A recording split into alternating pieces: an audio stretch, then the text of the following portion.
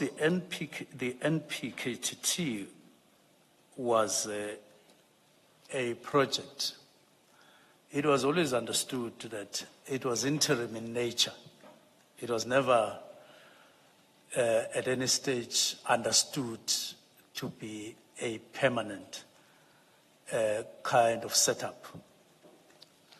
And I must distinguish between a team at this stage to clarify my point. It was never established as a unit. It was established as a team, actually a task team.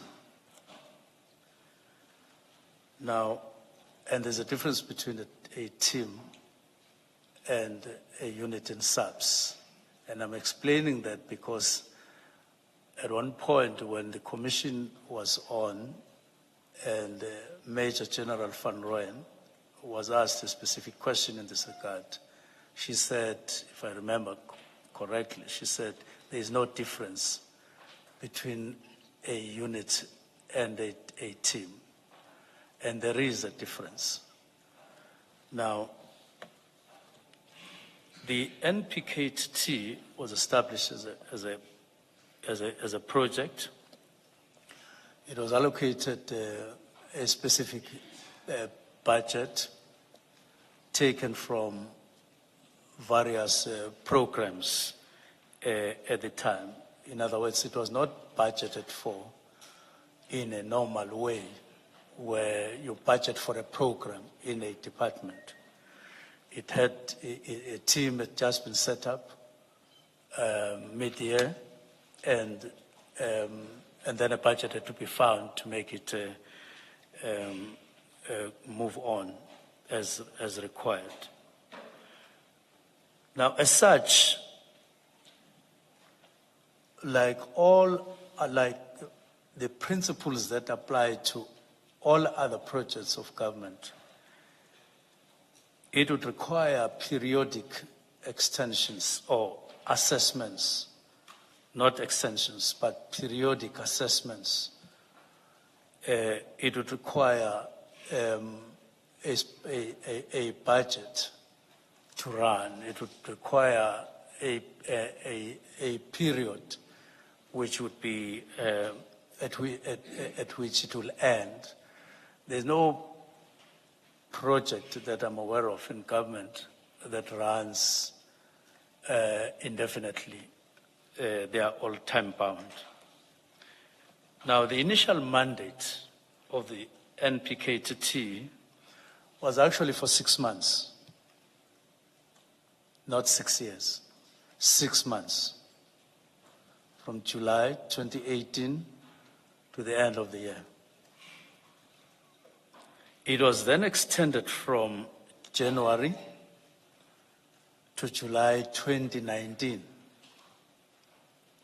And thereafter, they decided that if any extension, it would be annual. But initially, it was 6 months. That's why at the end of the first 6 months, there was an assessment. And it was decided consciously that there would need to be an extension, which was for another 6 months. Now, in 2020, there was COVID in the country, and there was no assessment that was made of the PKTT in that year. The following year, 2021, an assessment was conducted.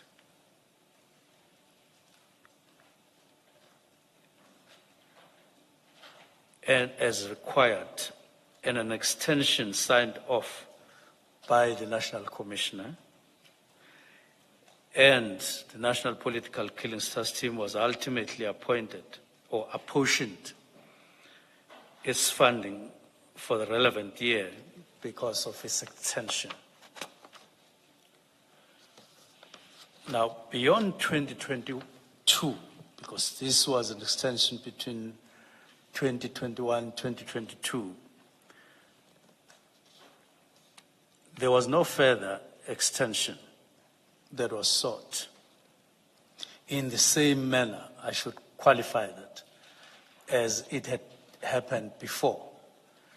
And there's marked differences when you look at the previous extensions and after 2022.